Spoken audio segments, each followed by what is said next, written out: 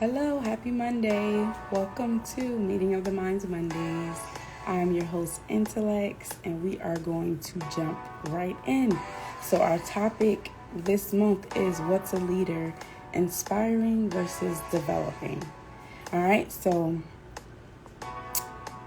my apologies for the late start. Sometimes you can't help what happens during the day, right? All right, but we are here now, so thank you for tuning in. And you can put below in the chat what you think the difference between an inspiring leader is versus a developing leader. Now, in my personal opinion, I do not think that there is, there's differences. So anybody can inspire. Anyone can be a leader in that, right? But not everyone can develop others. So we are going to talk about that today. All right. Hi, welcome to Meeting of the Minds Mondays.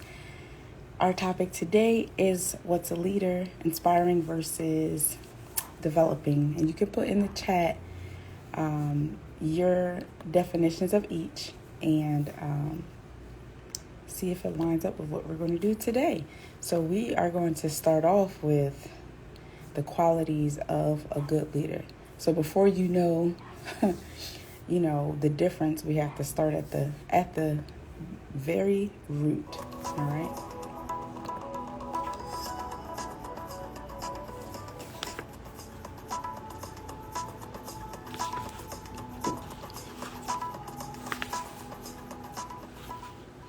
I want to explore 2 or 3 other dimensions that you spoke about. You spoke about capacity, you spoke about leadership. So talk to us a little bit about what you see as, who are leaders and what is leadership? Is there a difference? Is it? I know there's a lot of talk about leadership and wanting to become leaders. I don't think anybody should try to become a leader. It's quite obscene that I want to become a leader, that means all of you should be what? I don't know. I don't know what you would like to call yourself. It's not about you wanting to become a leader or someone wanting to become a leader. Because of a certain thing that you have done within yourself, or a certain level of observation, or a certain intelligence, or a certain experience, you are able to see something that most people are not able to see. The moment you're able to see something, then people will naturally look up to you as a leader because you're seeing something that they cannot see. And if you become a leader, there are many ways to become a leader. You can get elected, you can get selected, you can work it, you can pull other people down and become a leader, or simply people will rise you as a leader because they see that either you're able to see something or you're able to do something which they themselves cannot do. I feel this is the way leadership should happen, if you want to call it that someone is able to see something and do something that others cannot do, so everybody wishes he must take charge of the situation because naturally he will be able to do something that the others will not be able to do. So what is the quality of leadership? Leadership means once you sit on a perch, you better see clearer than others, otherwise you'll make a ridiculous fool of yourself. There's a whole, in the nation certain things have been happening. Right. Somebody sits on a perch and he doesn't see any better than you, he looks like a fool immediately. So it is not about you wanting to sit on the perch, you wanting to see something must get you to the perch. Not because you want to be above everybody else, you get to the perch. So what is the quality of a leader? I don't think there's any particular quality. One thing is, a leader means his sense of life is beyond himself. It's not about his sense of identity is beyond himself. Somebody becomes a leader because he is willing to think and feel and act for more people than himself. If you act for yourself, you're called self-centered. If you just act for the sake of 2 or 3 people you gather in the form of family, you are named as Dhritarashtra. There are modern names for that. If you identify yourself with the entire nation or the world, you'll be looked at in a different way. Essentially, your leadership will come from the right context depending upon what you're identified with. Because everybody needs an identity. What sort of identity have you taken will determine the context and the quality of your leadership. In that context, isn't leadership something that, each of us can individually manifest? If I were to describe one dimension of leadership as saying it is about taking ownership to create a better outcome. In that context, we can convert leadership from a noun to a verb. I don't know that much grammar, okay? But you can try.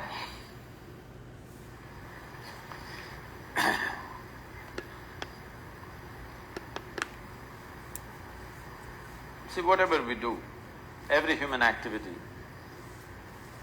the purpose of an activity is to produce something. Production may be a safety pin, a computer, love, joy, health, well-being, it doesn't matter what. We want to produce something. When we act, we want it to be effective. How small an act or how big an act is not the important. We want something to happen effectively, which means it's a question of efficiency, it's a question of with how little, how much more you could do.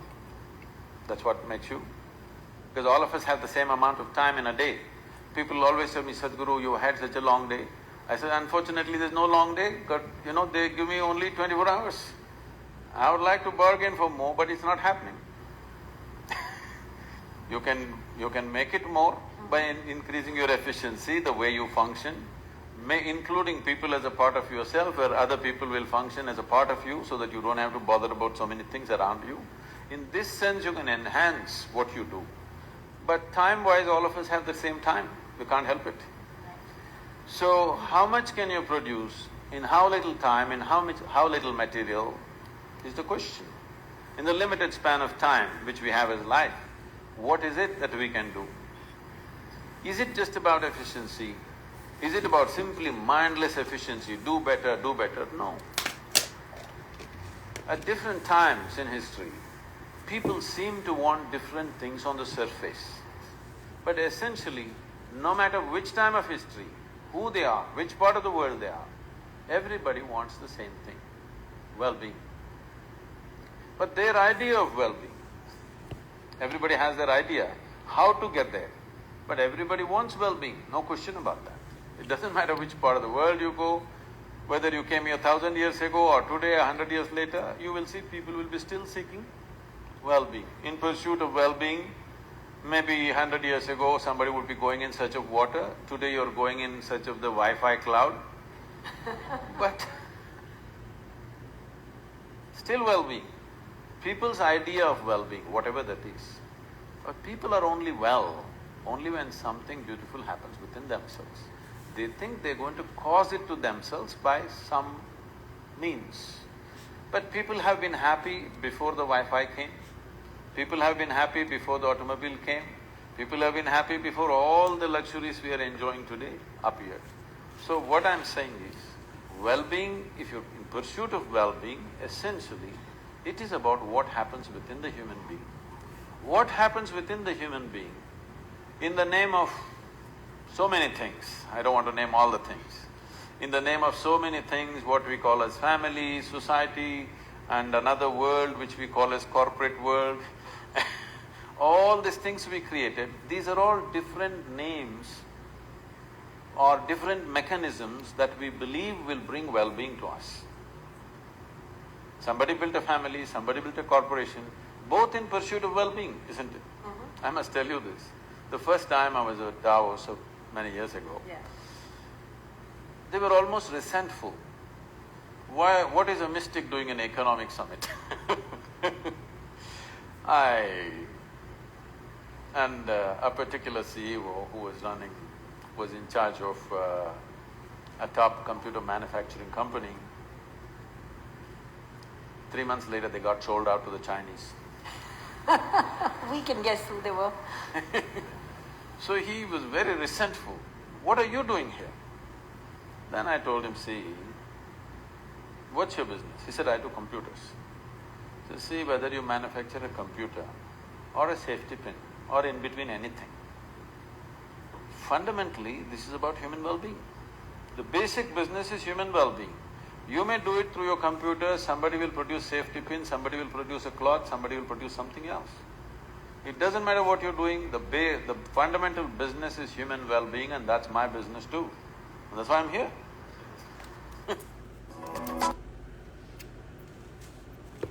Oh, all right. So that was Sadhguru, for those that do not know who he is. He spoke on a lot of different things when it comes to the qualities of a good leader. So something that he said was, when it comes to a leader, you have to be able to see some things that others don't. And a lot of times people elevate you to that leadership position because they don't see what you see. They see your uniqueness. They see your necessity. They see what you have is what is needed. And, they feel like you are the one for the position. Now, there are different ways to get into leadership positions, but that is just one type. They also look up to you because you see what they don't, because you're in your own lane. One thing that he really spoke and reiterated was how, those who are in business, those who are in leadership, the goal is well-being, is human well-being. That is the basic business, is human well-being. And people are well when they are well from within. So it's not about what you do on the outside, it's how you treat yourself. And whatever's on the inside will come out. All right. He also talked about how the identity that you take determines the context and the quality of your leadership. I'll say it one more time. The identity that you take determines the context and the quality of your leadership. So how you are and how you present yourself, they are all aspects in the bigger picture. They all contribute to how you are as a leader. All right.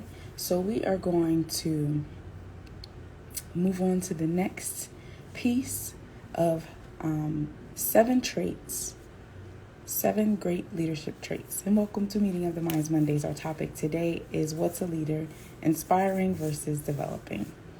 So we are going to jump right on in.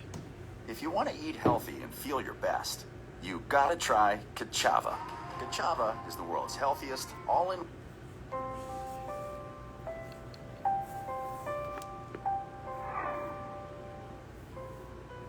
Wherever you are, leaders are important. Whether it's to lead powerful organizations or just to make sure a group of friends are having a good time. Here are the 7 traits that all great leaders possess. Number 1, they radiate positive energy. There is nothing more important in a team than passion and the will to succeed. And having a positive leader is an important part of that. Sometimes I sign onto Facebook and I see these status updates that just reeks of negativity. These people are not good leaders. And more often than not, they are not very successful either. Great leaders radiate positive energy. Not only does that make them more likable, leading to more trust, it also boosts the team's morale. And countless studies have shown a positive relationship between team morale and productivity. Number 2, they have a proactive attitude. When something goes wrong, it's easy to blame someone else or to find out why it happened immediately. The great leaders put that aside. They shift their focus entirely on solving the problem. I used to be in charge of the takeout service at the restaurant I worked at. So basically, people would call to make their order, and my job is to make sure everything is packed and given to the right person. It was a really busy restaurant, so mistakes weren't that uncommon. This one time, after a customer came to pick up his food, I realized that we forgot to pack part of his order. I was fairly new at the time, and I didn't know what to do. But luckily, one of the owners of the restaurant was there, so I explained to him what happened. he didn't blame me. He didn't even ask how it happened. Instead, he told me to call the customer, apologize for what happened, and then tell him that we will personally deliver the missing part of his order to his house. At the end of the day, the owner sat down with me to talk about how we can prevent something like this from happening again, but he did it at the end of the day, not when the problem was still unresolved. Great leaders know what to focus on at any given point in time. They are proactive. Number 3, they delegate tasks completely. Great leaders realize that they can't do everything themselves, so they focus on the most difficult tasks and delegates the rest to others. Let's say you make more than $30 an hour, yet every week you still spend several hours cleaning your house and doing the laundry. Considering a maid costs around $30 an hour, you might decide it's worthwhile to hire one to do your housework for you. When I first started delegating my work to others, I was hesitant because I knew that I could probably do a better job than the person I'm assigning it to. For example, a maid might put your clothes in the wrong drawer every once in a while, but you should still hire her, because the extra time you get to work on more valuable tasks generally outweighs the negatives. Delegating also means fully trusting your team to do the task without micromanaging their every move. Great leaders delegate tasks to others and trust them to get the job done. Number 4, they are approachable. A great leader is one who their teammates could see themselves approaching whenever they have a concern or when they simply need someone to discuss things to. When Sam Walton opened over a dozen Walmart stores, he was still available to privately talk to any one of his thousands of employees. Was this the reason Sam Walton was so successful? We can't say for sure, but he is a prime example of someone who's approachable. And it so happens he's also one of the most notable leaders in the last 3 decades. There is a saying that's very appropriate in this situation, and that is, a non-productive work environment is one where employees are discouraged to speak up, fearing the loss of their jobs. Great leaders encourage feedback from all members of the organization. They are approachable. Number 5, they do what they expect of others. If you expect your team to work hard and produce great results, you're going to have to do the same. When I was a kid, I worked at Wendy's, the fast food restaurant. There were 2 managers there, Maria and Francis. Maria was very good at telling us what to do, but she would always be in her office talking on the phone with her boyfriend. We listened to her, but none of us really respected her. And that is because she doesn't place the same expectations for herself as she does for us. Francis, on the other hand, was different. He didn't have a lot of leadership traits. In fact, he even had trouble telling us what to do. But the one thing he did have was he pulled his own weight. When it was busy, he would grab the spatula and start flipping burgers alongside us. As a result, he gained the respect of everyone. Whenever he was our manager, we worked hard because we wanted to, for Francis. A great leader sets an example, and as a result, gains the respect of his or her entire team. Number 6, they are accountable. Your team's mistakes are your mistakes because you are their leader. Remember the restaurant example? When we left out part of the customer's order, the owner and I personally went to deliver what we missed. Imagine the owner of a restaurant coming to your doorstep to apologize for their mistake. That is unheard of, and yet that is exactly the level of accountability great leaders practice all the time. It's not just about responsibility, it's about taking the next step to make things right. Great leaders are accountable. And lastly, they are decisive. A lot of times, leaders have to make decisions that they are not sure of. But once they have enough evidence to suggest making that decision, they stick with it, and they do it with confidence. Imagine that you are the commander of an army, and you have to make the decision whether to enter the enemy territory from the north or from the west. There's no information as to which one makes more sense, but you will still have to choose. Because without you, their leader, half of your army might decide to invade from the north and half from the west, and some might even call it quits and retreat.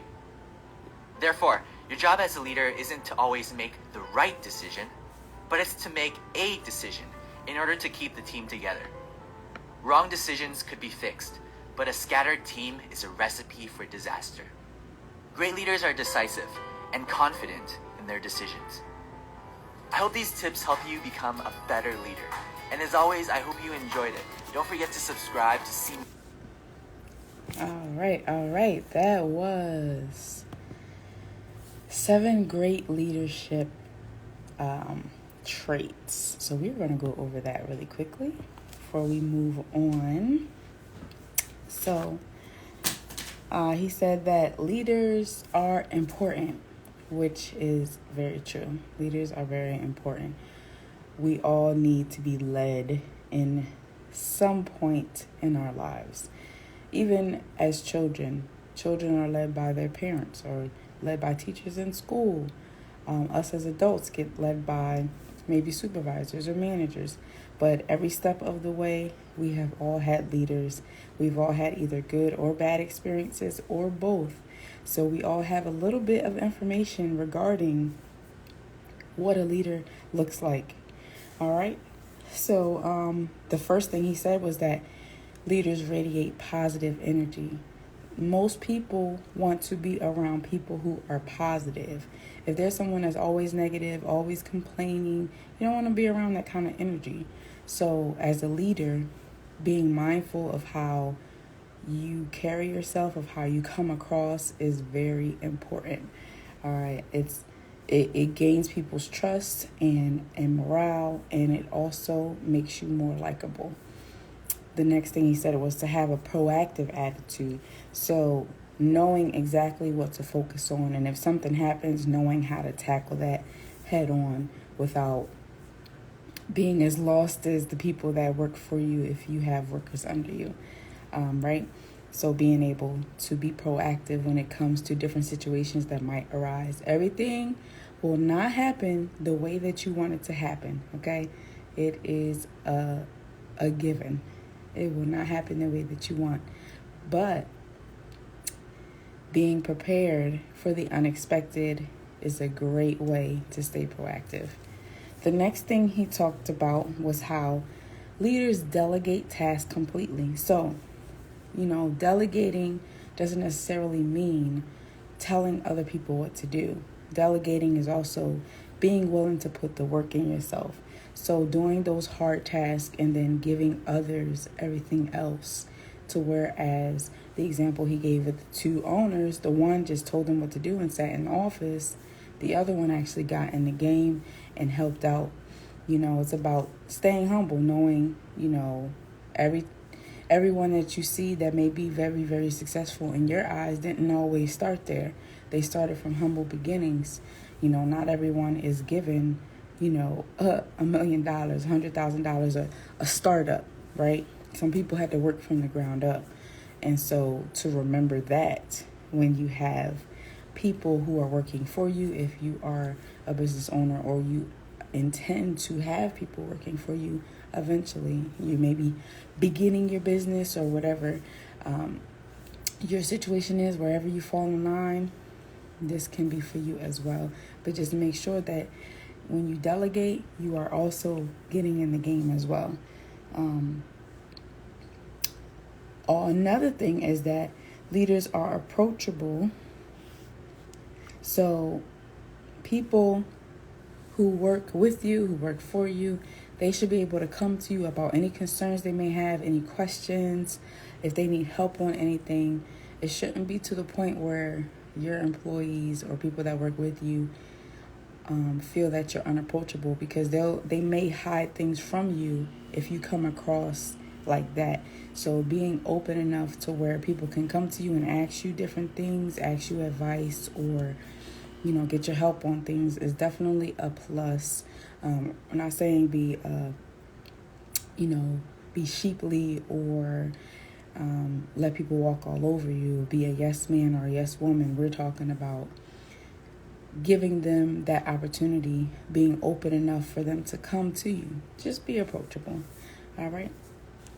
The next thing is leaders do what they expect of others. So, as I said earlier, they pull their own weight. They don't just expect you to do everything. They don't just expect you to do everything. They expect you to do what they are willing to do themselves, right? So doing this and pulling your own weight, doing what you expect of others, which means if you have a business that does printing and logos and things of that nature, the people that you hire should not be the only ones that can do the work. Because if anything happens to them, you should be able to cover it. All right? So make sure you focus on that. Just be the example. Set the example. And that will allow you to gain the respect of others. Okay? So the next thing is that leaders are accountable. And they don't just become accountable under other people. They hold themselves accountable first before other people hold them accountable. So just keep that in mind if you are a leader, an aspiring leader. If you're a leader and you don't want to be a leader, you kind of just got put in that position. Keep all of these points in mind, okay? You take responsibility for yourself. You take responsibility for your business and everything that falls under that. So if a mistake happens, if something happens, you are the one that gets looked at like this is on you. You know, if something happens with Apple or Microsoft or things of that nature, people are not looking at maybe one person in the company. They're looking at the owner. They're looking at the founders and the CEOs of the company. Like, well, why did this happen? You know, so just keep that in mind. You take the next step to do what is right. That is a part of holding yourself accountable. And sometimes it can be tough. Sometimes being honest with yourself and others can be tough, but it is necessary, okay? The next thing is that you are decisive as a leader. So there are a lot of choices that you have to make, and it has to be made, right? So making a decision, those wrong decisions will be fixed later down the road, but just being able to make a decision is what is necessary, all right? So we are going to move right on in to the next video where we are going to be talking about 5 pillars of effective relationships. If you have been invited into the room, know that you have a seat at that table. And if you have a... The history of the world is told through the lens of leaders. We applaud the great ones, and we admonish and scorn the poor ones. At the center of every story is a leader. So I want to talk a little bit about where this comes from for me. So I work in sales, and that means that I talk to leaders of businesses every day. And I ask them questions like, how can you identify and spur cultural change in an organization? And when you look at your roadmap moving forward, what's going to stop your team from achieving their goals and actualizing all the success that's there for you? Now, asking them these questions and hearing their answers has given me a perspective on what business leaders care about and how that information influences the ways in which they choose to lead. So today I'll be discussing how the combination of transparency, accountability, love, empathy, and curiosity combine to create world-class and effective leaders. Now, as I move through this, I want to ask you all to reflect on the leaders in your life, whether that's a boss, a parent, or an elected official. How do they grade against this criteria? How can you push the leaders in your life to be better and to create more change within your life? So to begin, let's talk about accountability. So accountability is all about understanding your own place as a leader.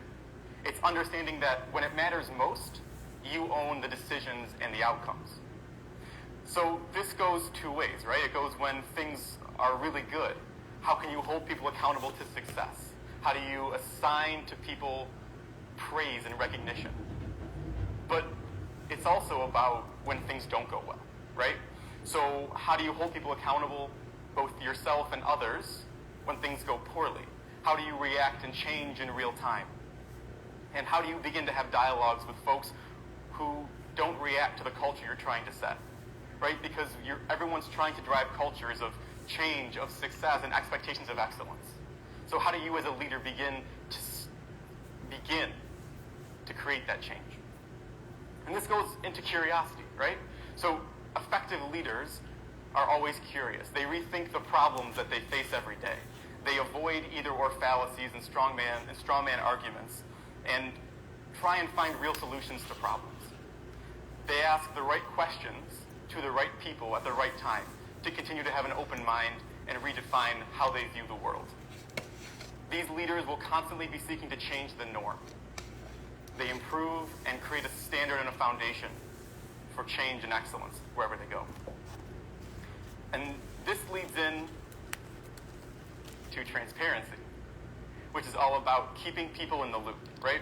So a leader will understand the stakeholders in any organization. So whether that's an elected official, how does legislation you're trying to push, how does that impact people? Whether you're a business leader, understanding how your customers or your employees are going to be affected by the things and the choices that you make. They avoid anger and apathy by having real conversations with people who are going to understand what's going on. And this leads us into love. Leaders who love what they do. They identify with their purpose, with their people, and with the team themselves. They understand that what they're trying to do is so important. It's not just about earning money. It's not just about doing something for the sake of doing it. What they're doing matters. And there's a reason why they do this every single day. And there's a reason why people are attracted to them. They're magnetic. They're charismatic. They identify with their team because they understand that as a team you are better. Success together is better than success alone, and working together creates strong bonds together. And they identify with the individuals on their team because they understand that their purpose is bigger than themselves. They're a group, they're a team, and these people on this team care about this just as much as they do. It creates a strong sense of oneness, of togetherness, and strong bonds and camaraderie.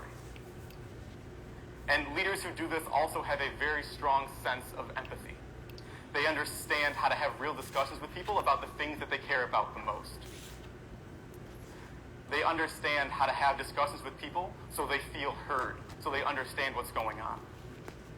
They listen to people. They understand the problems they're facing, and they find real solutions to problems. So, to wrap this up, effective leaders are empathetic, curious, transparent, accountable, and have a love for the things in their life. Now, at the beginning of this, I asked all of you to reflect on the leaders in your life. After hearing this, how do they grade?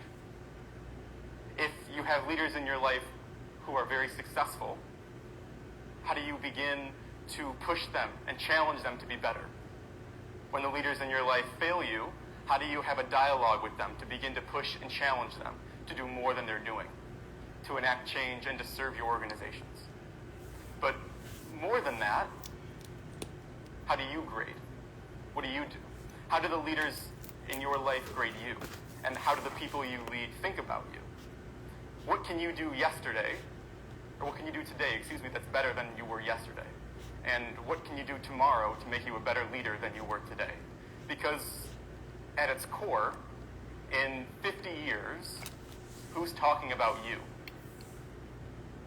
What are they saying?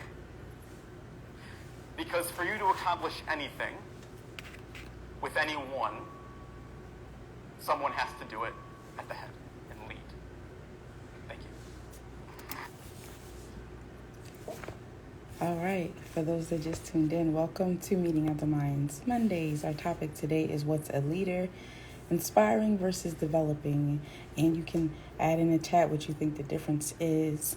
So we just watched a video from Ari Zucker, and he talked about the 5 pillars of effective leadership, right? And I'll go over what we've already discussed so far once we wrap it up. But he talked about how a leader is transparent. So they are keeping the people that are necessary in the loop. He also talked about accountability. We touched on that earlier, where you are responsible for your actions. You are accountable for yourself first before other people hold you accountable. He talked about always being curious, always wanting to know, always researching. He talked about loving what they do, loving the people that they are serving, loving the people that they are in collaboration with. And then he also talked about empathy, being understanding, being compassionate about what's going on, whether it's the business, whether it's the people, but having all of that come together.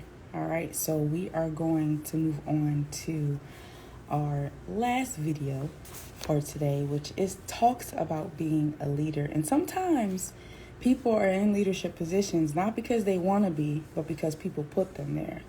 All right, so just keep that in mind when we listen to this video. Right. Bathroom? Can't we just stop on the way? Baby girl, this is a plug-in hybrid. I can drive over 400 miles before I think of stopping. Okay, Hyundai. Evolve your journey in the first ever Hyundai Santa Fe plug-in hybrid EV. There's an old saying that I heard, that there's two kinds of people born in the hospital every day. There's a person born in the hospital that's going to get a job, and there's a person born in the hospital that's going to give that person the job. You have to decide along the way which one you're going to be. You can be a leader, but a leader is a developed set of skills. It's a developed set. And the more, but see, here's what stops the average person from being a leader, is the fear of the consequences of leading. Most people don't want the responsibility of being a leader. But let me tell you the trick though. The responsibility and ramifications and consequences of being a follower is more dire and more severe. Because now, as a follower, you just got to go along with whatever. You know how many adjustments you got to make when you're a follower? But the man come in and decide I'm having layoffs, and he hand you a slip and it's Christmas. What? That wasn't in your plans, but you decided you didn't want to be a leader, you want to be a follower. Now guess what? You got to deal with that. If I'm a leader and I own a company and the company start losing money, you think I'm fitting to not have my life? No. Cutbacks start on the follower. The leaders don't go, well, let me quit. Because if I quit, ain't nobody eating. The cutbacks start at the bottom. So you have to make a decision if you're going to be a leader or not. But understand what a leader is, though. Sometimes you just really want to be the leader of your own life. See, you don't have to lead a world leader. I have no aspirations of being Martin Luther King. I have no aspirations of being Gandhi. None whatsoever. I had really no aspirations of being the leader that I've become today. That I got young men listening to me that I wasn't even really counting on. I got dudes emailing me, man, running up to me, man, in essence. This brother ran up to me and Terrence was stopping him from talking to me. And the big brother, about 300-some pounds, sweating, had a chef coat on, had a thermometer pen, sweating all over the place. He had seen me come off stage, saw me go through the back. He ran all the way around to meet me. And Terrence, stand down, soldier. Well, this big dude right here ain't with that. He said, hey, little man, come on now. Ain't nobody got time for all this here. I'm trying to holler at this man right here, because you don't know what I've been through. Stand down, soldier. Little man, before this turned into something else. I love that, the Empress. I got to see him today. His whole thing was, he was a prison inmate down in New Orleans, had been listening to me on the radio since 2005. Did his 5 years, got out the joint, started studying in prison food prep, because he said, man, you told me one morning you ain't got to sit there and do nothing. You can better yourself from behind the wall and make one plan on not to come back. He said, you changed my whole life. He said, I come to tell you, man, I'm the chef right now at the Hilton. But the big dude was just crying.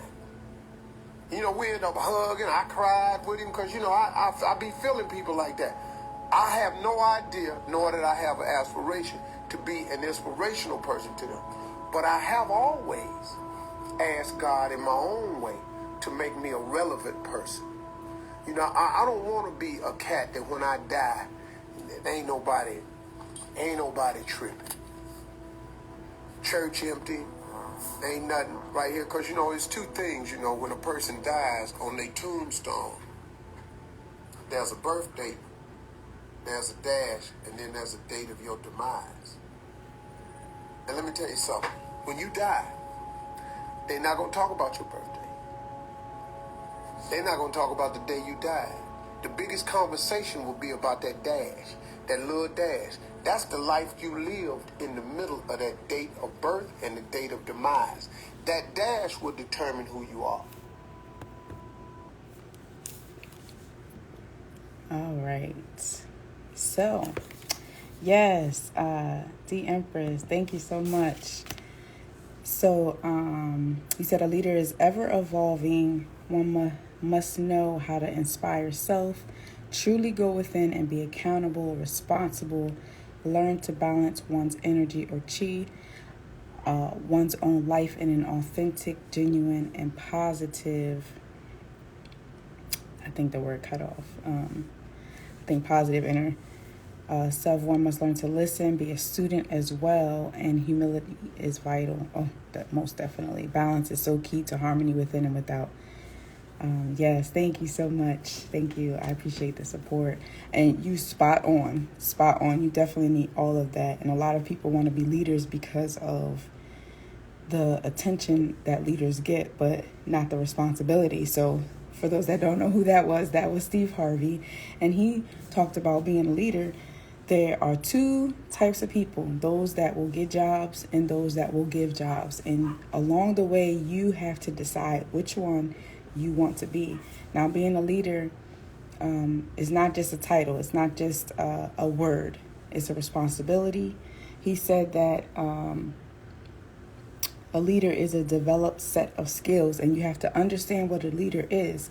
We all are leaders in some type of way. Some are more prominent than others, but we all have leadership qualities. And, depending on whether that's the role that you want to play, will determine how much you will actually invest in yourself to be that type of leader, right? So he talked about how people don't become leaders because they fear the consequences of leading when there are just as many fears in following. So like he said, if they decide layoffs, the person at the top is not going to lay off themselves. They're not going to quit, because if they quit, then everybody that's under them is done. They don't have anywhere else to go. They start at the bottom and work their way up. So, there's a lot of dependency when you are a follower. Like if you have a job and that is your only source of income and you're not doing anything for yourself, that job can get rid of you at any point in time for whatever reason without giving you notice. And, that's gone. I used to work at a job and I ended up leaving there, but I found out later on that they did a whole bunch of layoffs without giving notice.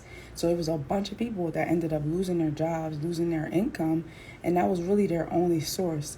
So just thinking about that, like, okay, I have a family, I have bills, I have a life that I have to sustain, and, now it's all kind of like, all right, what am I going to do because my income is gone?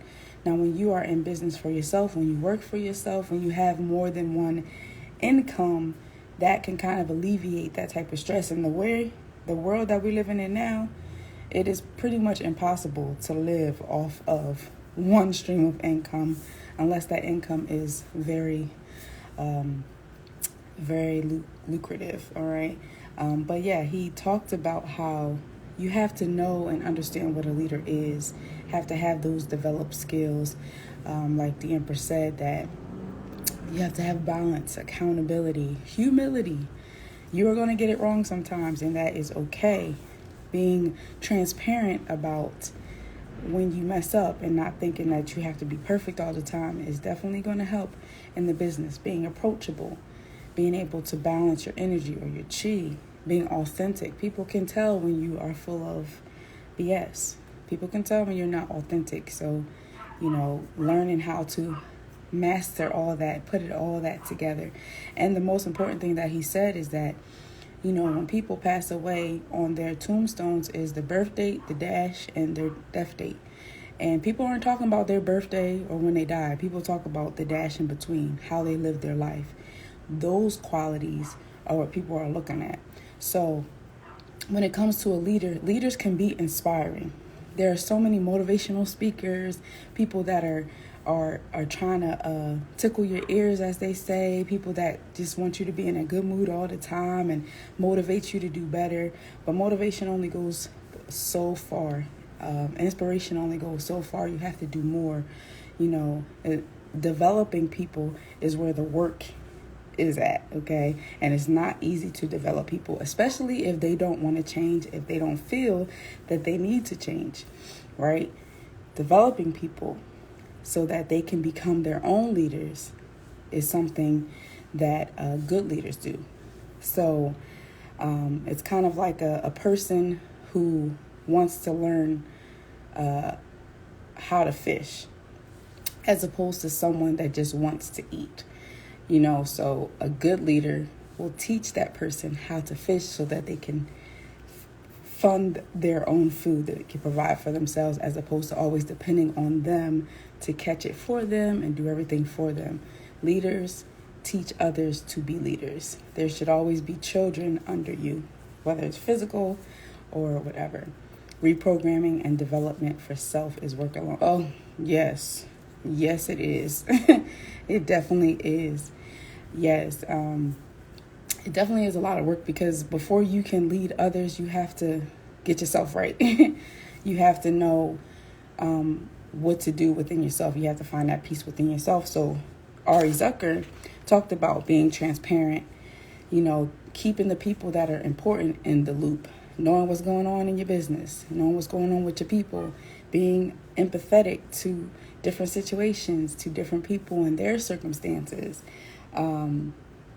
being accountable, not just for the business, not just for whoever works for you or who you decide you want to work for you, but also, most importantly, be accountable to yourself, holding yourself. Yes, being present, exactly. Always being curious, always researching, always trying to find different ways to stay up to date. Now, a lot of businesses during COVID ended up closing down because, they wanted to stay kind of in the same lane that they were going. They didn't want to do virtual. They didn't want to expand. This world is all expansive, right? It is always changing. It's always updating. So if you are a leader in your own right, and if you have a business or you are aspiring to have a business, make sure you keep that in mind.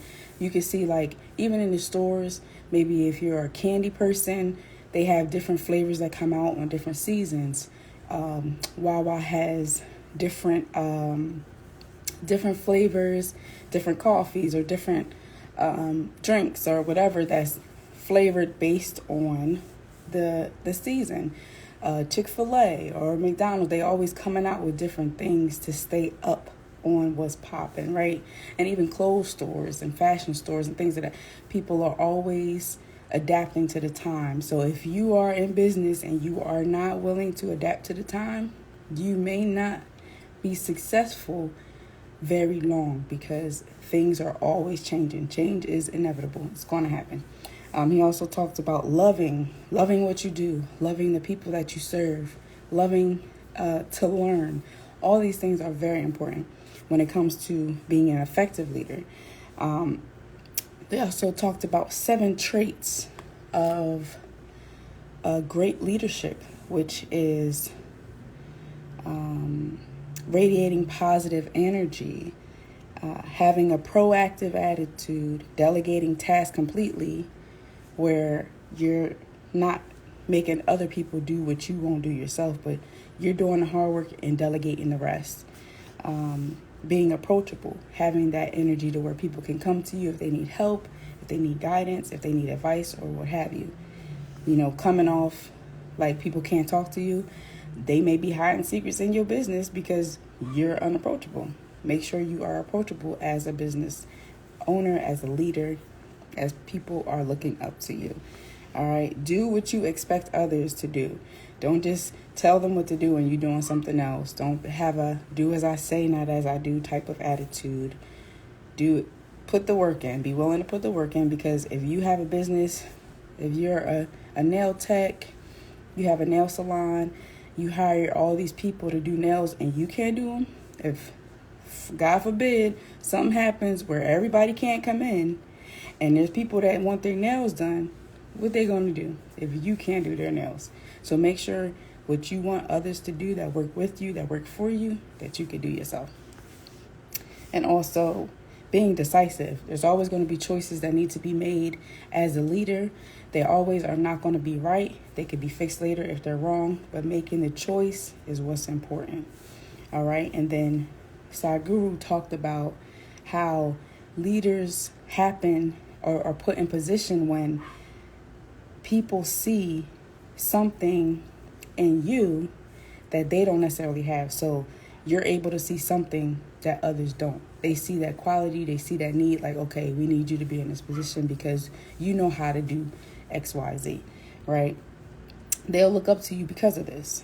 And leadership is like seeing clearer than others. Now, one thing that was interesting to me was because Sadhguru said, that people should not want to be in leadership. And from my understanding, I believe he said that because of the responsibility it takes to be a leader. It's not just, oh, okay, I have people under me and that's it. It's a lot of work. And a lot of people don't want to do that work. It's a lot of responsibility. So like Steve Harvey said, you have to decide what you want to do. Thank you so much for tuning in. We are just wrapping up, so I appreciate that. I appreciate your input, and I'm glad you got something from it. And I hope you have a great rest of your day. So the leadership, they see clearer than others. So they are in a position to be in that position because they could be born with that. They can encompass it, right? And then also, people are well when they are well from within. So however you treat yourself, whatever you feed on, that's what's going to come out. So being able to do all of the things that you want to do when it comes to being a leader, having people in your life and people next to you, people under you, you're going to treat them how you treat yourself. So make sure that you are holding yourself accountable. You are balanced. You have all of those traits that a leader should have, the positive traits. There's going to be good and bad in leadership, but the good should outweigh the bad. And then how the basic business is human well-being, right? So that is pretty much it. But, just remember, it's not about your birthday. It's not about the day that you pass away. It's about what you do in the middle that counts, that determines what kind of leader that you are. All right. So that is pretty much what I have for you today. Thank you so much for tuning in. Thank you for those who participated. Definitely appreciate you all. So yes, everyone can be inspiring. Not everyone can develop others. Developing leaders are definitely more valuable because they pour into others what is necessary so that they can be at the level that they need to be in order to help develop others, and so on and so on. All right. So that is it for today. Just a few announcements. We have Showcase Your Talent Show this coming Wednesday from 8 to 10 p.m. Eastern Standard Time on Zoom. Definitely check out our upcoming post so that you can view it. If you want to view it, we do have an open mic section if you want to just share later on during the show. But we will send out our Zoom link and details later on, so make sure you stay tuned for that. We have, of course, Meeting of the Minds Mondays once a month We just wrapped this up this month, but we talk about anything from self to business to art and everywhere in between. You can go click on our page under our series for Meeting of the Minds to see the topics that we've discussed so far. If there's anything that we have not that you would like us to discuss, definitely email us so we can add it in the queue, because we're here to serve you. We also have Q&A Wednesdays. We already did ours for this month. We do it once a month, and we pose a question that we want you all to answer to kind of collab and get to know you on a relationship other than as an artist, because we are people first, right?